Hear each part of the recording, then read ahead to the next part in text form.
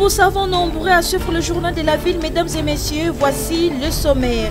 Les affrontements entre les forces armées de la République démocratique du Congo, FARDC, et les rebelles du M23 se sont poursuivis ce mercredi 25 mai 2022 dans la région de Kibumba, à une centaine de kilomètres de Goma, dans les territoires de Nirangongo, Nord Kivu. Les FARDC, qui sont déterminés à défendre leur territoire, ont le soutien total des Congolais. La Société nationale d'électricité SNEL, victime de la spoliation de son patrimoine foncier, à Lemba par exemple, plusieurs cabines alimentant la population sont victimes des lotissements sauvages. Vous suivrez dans ce journal la réaction chargée de communication de la SNEL. C'est tout pour les sommaires, mesdames et messieurs, encore une fois, bienvenue dans ce journal.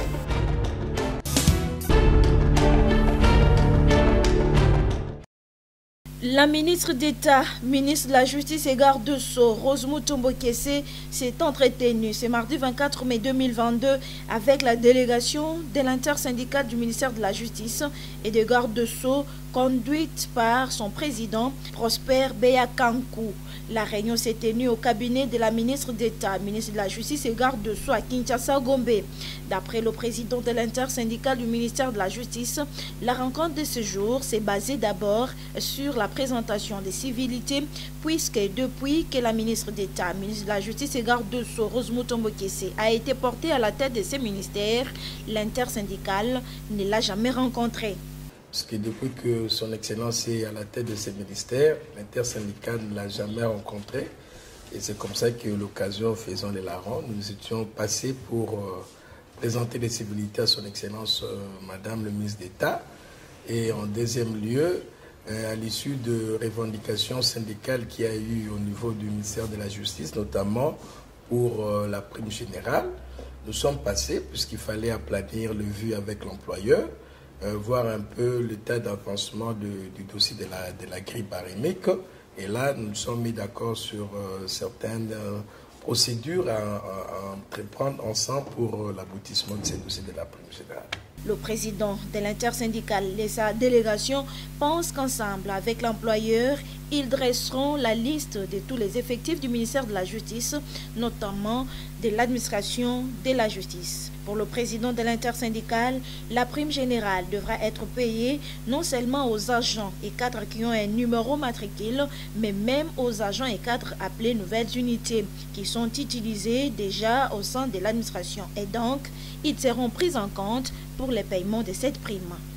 Nous avons senti un cœur intentionné par rapport à toutes nos revendications et nous pensons que comme nous sommes dans un cadre de partenariat actif, nous pensons qu'ensemble nous allons booster ces dossiers de la prime et d'ici là, nous allons permettre à ce que tous les agents puissent toucher la prime générale.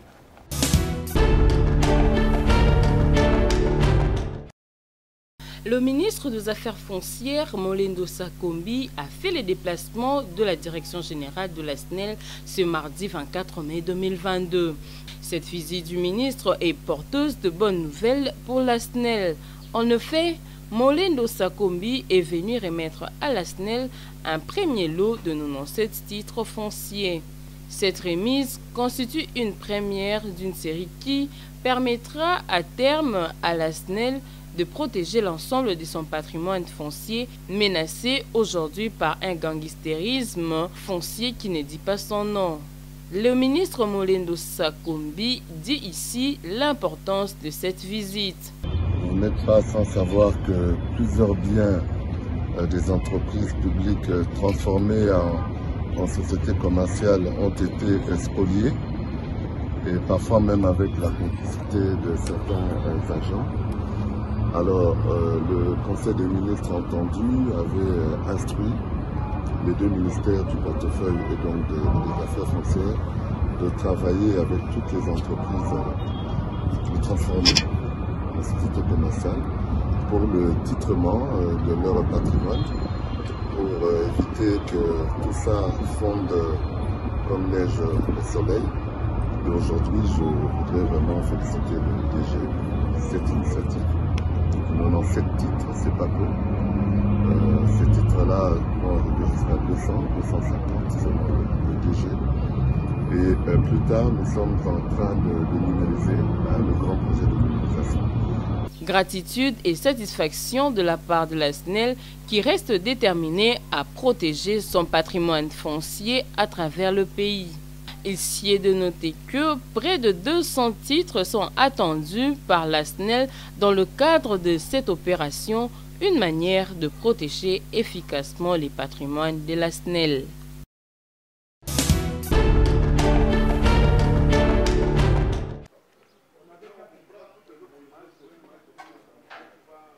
L'une des causes des perturbations de la desserte en courant électrique est sans aucun doute la spoliation du patrimoine foncier de la Société nationale d'électricité SNEL, à l'image de la cabine Luangue à Lemba Foire, où la parcelle abritant la cabine alimentant ces quartiers est victime d'un lotissement sauvage, au point que la cabine se trouve coincée entre une nouvelle parcelle d'une part et des magasins en construction de l'autre.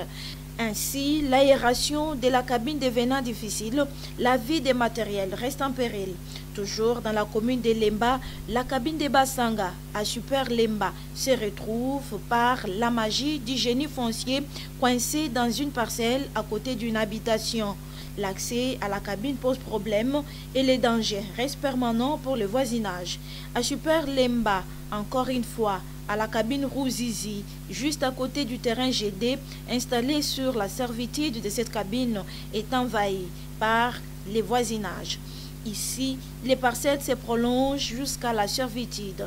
La cabine se trouve coincée et son aération est rendue difficile.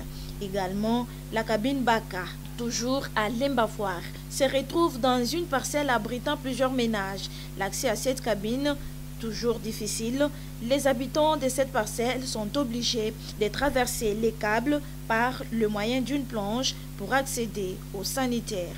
Ces cabines et bien d'autres à travers la ville et le pays se trouvent victimes d'un gangstérisme foncier qui met en péril la vie de ces outils, la vie des populations et empêche par conséquent la Société nationale d'électricité SNEL à bien faire son travail, comme l'explique ici le chargé de communication de cette société, Bob Mbombo Lona. Nous avons un vaste projet de remise en conformité du réseau de distribution de la ville de Kinshasa.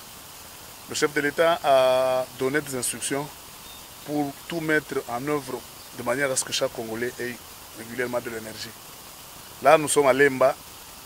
C'est un échantillon de ce que nous vivons dans la ville de Kinshasa. Presque toutes nos cabines sont soit dans des parcelles de privés, soit étouffées, envahies. Il n'y a plus d'espace libre autour de cabines et nos transformateurs ne savent pas respirer. La conséquence, c'est que ces unités n'ont pas longue vie. Voilà pourquoi nous avons décidé, comme on l'a fait depuis 2018 pour ceux qui habitent sous nos lignes haute tension. Nous l'avons fait de 2018 jusqu'en 2022, jusqu'au 22 janvier 2022. Et le 26, il y a eu mort d'homme à Matadi-Kibale. Aujourd'hui, l'État est en train de chercher à se... Nous commençons encore à faire comprendre à la population. Et nous faisons toujours recours à l'État, parce que nous, on n'a pas de moyens. C'est l'État qui vend des parcelles, c'est l'État qui détient des services qui peuvent faire contraindre aux vendeurs et aux acheteurs de respecter les limites des cabines parce que c'est pour un intérêt public. Le directeur Kinshasa Sud dénonce l'enclavement des cabines SNEL et attire l'attention sur les éventuelles conséquences de cette situation. Nzambe Beyouble est directeur Kinshasa Sud SNEL.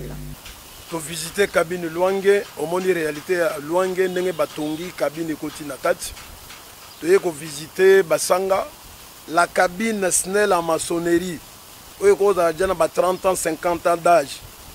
Na kati ya lopango ya moto client yi moko zo regretter lobi ndenge betaka na buto wa tozalaka mwaiti toye na Ruzizi moto azoklo atiki servitude là où il y a la cabine compacte abeti batol pour ça la bâtiment commercial cabine SNEL etikala na kati et c'est une cabine soki to sali effort tena beaucoup messe ya Lemba cabine le ko zika dans une semaine c'est une cabine compacte et cabine ya suka to memio c'est cabine paka eza na kati ya lopango lisusu na bakonzi kutu oya basanga ezalaki bien bakonzi bamoni l'état asala mosala na ye bakontinue basunga biso pour éviter tokutana baka oyo biso kutana nao. Flambée des cas Covid-19 dans la province du Lualaba, le coordonnateur du secrétariat technique du comité multisectoriel de la riposte contre la Covid-19, le professeur Jean-Jacques Mouyembe, a dépêché d'urgence dans cette province une mission solide d'équipes d'experts nationaux pour appuyer les Lualaba dans la mise en œuvre d'un système de réponse efficace et efficiente à la pandémie à Covid-19. Arrivée sur place depuis le vendredi 20 mai, l'équipe nationale multidisciplinaire de la riposte à la Covid-19 s'est mise ensemble avec les équipes provinciales pour une évaluation opérationnelle des différentes commissions locales de la riposte. La province minière congolaise du Lualaba connaît une remontée des nouveaux cas de Covid qui risquent de s'étendre dans d'autres provinces du pays. Plus de 150 nouveaux cas Covid-19 sont enregistrés rien que pour la semaine dernière, confirme le chef de division de la santé Lualaba, Dr Gérard Mwambo Mokoj. Des semaines où nous dépassons 150 cas de Covid-19 qui venaient d'être notifiés et nous nous sommes rendus compte qu'il y a eu un peu de relâchement dans les chefs des équipes, notamment des ripostes au niveau local, au niveau des zones, au niveau provincial, et donc cet atelier vient un peu renforcer les prestataires de tous les niveaux et aussi profiter de l'occasion pour actualiser les connaissances, étant donné qu'il y a une évolution sur l'état des questions en rapport avec Covid. Dr Mambo Mokoj salue la présence de la mission dépêchée par le coordonnateur du secrétariat technique du comité multisectoriel de la riposte contre la Covid-19, professeur Mouyembe.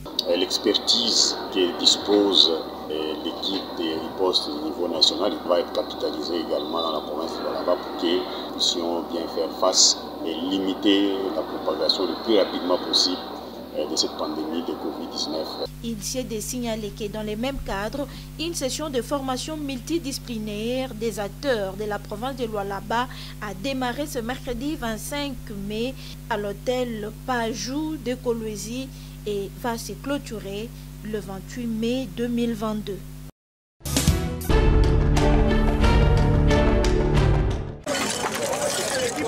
C'est une triste nouvelle pour les habitants de Kingabwa Izam, poids lourd, commune de Limete, qui se sont réveillés ce mardi sous un choc avec cette mort d'homme suite à un accident de circulation. Un camion Ben de Jeepney qui transportait les sables en provenance d'Izam à Miza pour Matete a fini sa course dans une maison de vente à côté des sous-siat de la police Izam Kingabwa. C'était vers 3 heures du matin. 6 personnes ont trouvé la mort dans cet accident, parmi les enfants qui dormaient dans la maison des ventes et des biens matériels endommagés. Quelques habitants de Kingabwa essayent de relater le fait.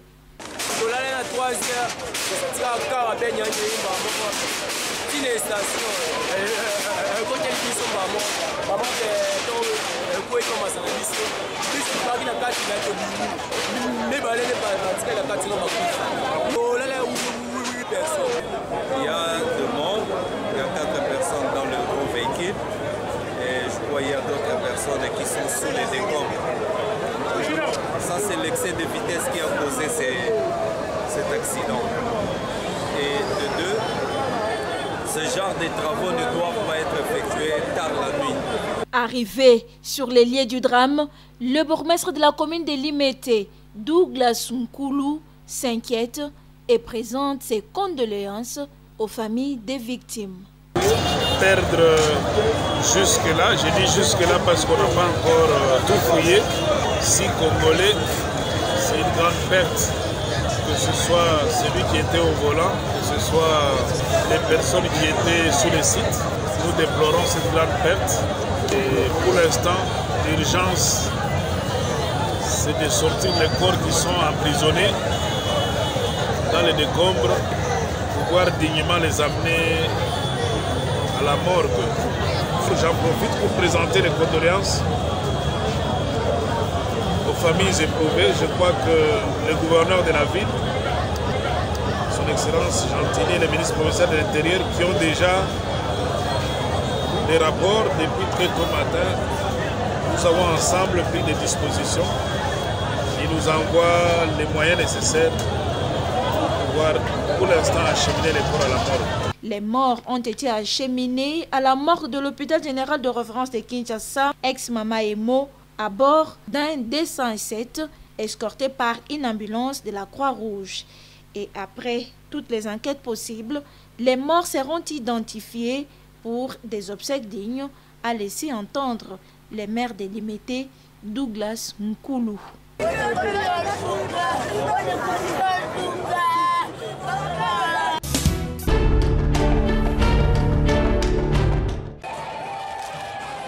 L'église de Jésus-Christ, par son envoyé spécial Simon Kimbangu, a fêté la Noël ce 25 mai, fête de la naissance de Papa Dialungana Kiangani, réincarnation de Jésus-Christ sur la terre, selon l'église kimanguiste.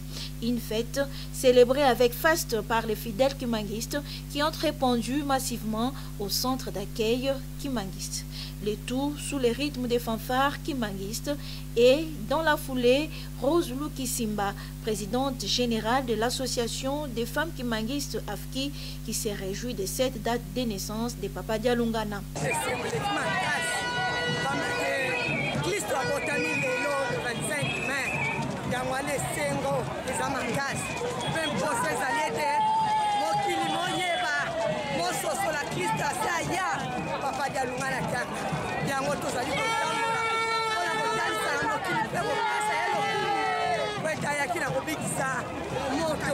Mais pourquoi l'église kimanguiste célèbre la Noël le 25 mai? Bernard Surbain Soalingue, représentant provincial de la ville de Kinshasa, explique. Le 25 mai, c'est la vraie date de la naissance de Jésus, parce qu'il est connu de tous que le 25 décembre est une date conventionnelle. Même si vous consultez tous les documents théologiques bibliques, il est clairement dit que le 25 décembre est une date conventionnelle et non la vraie date de la naissance. Et à partir de là, nous avons fait des recherches partant d'Exode chapitre 12 et 13. Dieu dit, c'est moi de votre sortie de l'Égypte devient votre premier mois, c'est-à-dire janvier. Et quand nous comptons et même l'annonce de la naissance ou bien de la conception de Jésus par l'ange, c'était au 6e mois, selon Luc chapitre 1, verset 26. Donc les Kimbanguis ont raison. Et par rapport à la personne, c'est lui-même Jésus qui nous révèle la révélation qu'il a faite à Jean. Parce que l'Apocalypse, ce sont les révélations de Jésus. Et au chapitre 3, verset 12, Jésus dit dans sa révélation à Jean qu'au vainqueur, je le placerai comme pilier ou colonne dans les temples de mon Dieu. J'inscrirai sur lui les noms de mon Dieu et les noms de la ville de mon Dieu qui est la Nouvelle Jérusalem. Alors qu'il est connu que c'est Nkamba qui est la Nouvelle Jérusalem. Et les noms nouveaux que je porte ou bien que je porterai. Donc pour dire qu'il ne va plus porter son ancien nom de Jésus de Nazareth, mais plutôt Dialungana Kiangani qui veut dire accomplissement. Nous ne devons que souhaiter une bonne fête de Noël à tous les kimanguistes, l'Église de Jésus-Christ par son envoyé spécial.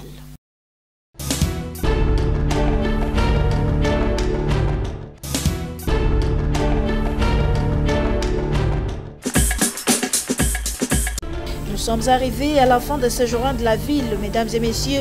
Merci de l'avoir suivi. Le prochain rendez-vous est fixé pour ce jeudi et d'ici là, portez-vous bien.